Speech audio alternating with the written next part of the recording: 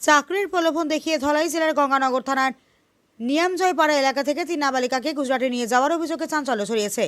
তবে ধলাই জেলা পুলিশ ও গুজরাট পুলিশের যৌথ অভিযান শেষ পর্যন্ত 3 নাবালিকাকে নিরাপদে উদ্ধার করা হয়েছে। পুলিশ সূত্র জানা যায়, একই এলাকার বাসিন্দা মুকেশ রিয়াং নামের এক যুবক বহিরাজ্যে কাজের ব্যবস্থা করে দেওয়ার আশ্বাস দিয়ে 3 নাবালিকাকে নিয়ে যায়। পরিবারের অভিযোগের ভিত্তিতে গঙ্গানগর থানায় মামলা দায়ের হওয়ার পরই তদন্ত শুরু করে পুলিশ। তদন্তে মোবাইল ফোনে লোকেশন বিশ্লেষণ করে পুলিশ জানতে পারে অভিযুক্ত আগরতলা থেকে কলকাতা বিমানবন্দর হয়ে গুজরাটের আহমেদাবাদে পৌঁছিয়েছে। এরপর গুজরাটের আহমেদাবাদ থানার পুলিশের সঙ্গে যোগাযোগ করে যৌথ অভিযান চালানো হয়। অভিযানে 3 নাবালিকা সহ মোট 4 জনকে আটক করা হয়। এদিকে গঙ্গানগর থানার তদন্তকারী কর্মকর্তা সাব ইন্সপেক্টর স্বপন দেব বর্মা নেতৃত্বে একটি পুলিশ দল গুজরাটে পৌঁছেছে। ধৃতদের ট্রানজিট রিমান্ডে ত্রিপুরায় নিয়ে আসার আইনি প্রক্রিয়া চলছে। ধলাই জেলার অতিরিক্ত পুলিশ সুপার উত্তম মনিক জানান, গুজরাট পুলিশ ও ত্রিপুরা পুলিশের সমন্বিত তৎপরতার ফলে অল্প সময়ের মধ্যেই 3 নাবালিকাকে নিরাপদে উদ্ধার করা সম্ভব হয়েছে। একই সঙ্গে এই ঘটনার সঙ্গে কোনো নাবালিকা পাচার চক্র জড়িত রয়েছে কিনা তাও গুরুত্ব সহকারে তদন্ত করে দেখা হচ্ছে। আমবাসা প্রতিনিধি রিপোর্ট, প্রতিদিন ত্রিপুরা। সোমবার সকালে মেয়েগুলো বাড়ি থেকে পালিয়ে যায় একজনের সঙ্গে।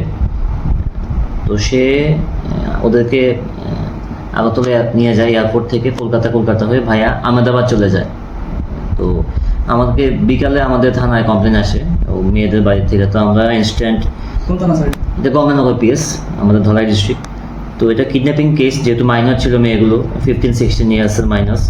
তো আমরা এখানে সিনিয়রদের জানাই, এখানে ডিআইজি নর্দার্ন স্যারের সঙ্গে কথা হয়, তারপর আমাদের আইজিএল স্যারের সঙ্গে কথা হয় আগরতলা, উনি কথা বলেছেন। তো আমরা এখান থেকে গুজরাট পুলিশের সঙ্গে কথা বলেছি, আহমেদাবাদ পুলিশের সেখানে আছে, আদাফ এয়ারপোর্ট পুলিশ স্টেশনে ওসির সঙ্গে। আমার এখানে অফিসাররা যারা আছে, এখানে ডিএসপি প্রফেশনাল আছে স্পেশাল, ওরা কথা বলেছে।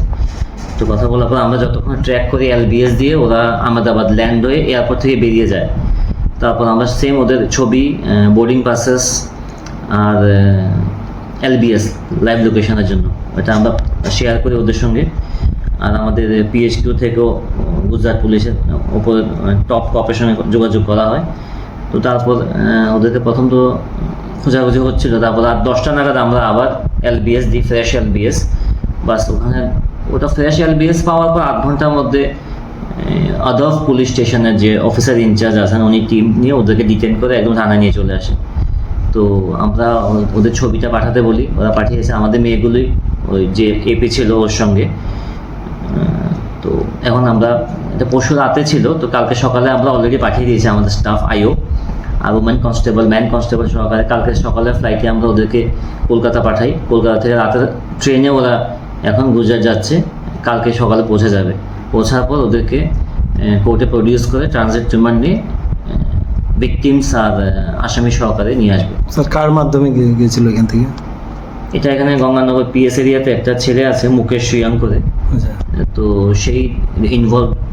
তো ফার্দার ইনভেস্টিগেশন কোথায় কী নেবে, সেখানে অ্যাকচুয়ালি অনেক কিছু হতে পারে। মেয়েরা আসতে চাইছিল না সেখান থেকে, ওদের বাবা মার সঙ্গে ভিডিও কলে কথা হয়েছে, ও আহমেদাবাদ এয়ারপোর্টে পৌঁছানোর পরেও কথা হয়েছে। মেয়েগুলো আসতে চাইছে না, বলছে ওরা কাজ করবে সেখানে। তো নর্মালি সেখানে উমেন ট্রাফিকিং এর প্রচুর অনেক কেস হয়। তো সেই জন্য আমরা এটাকে ইনভেস্টিগেশন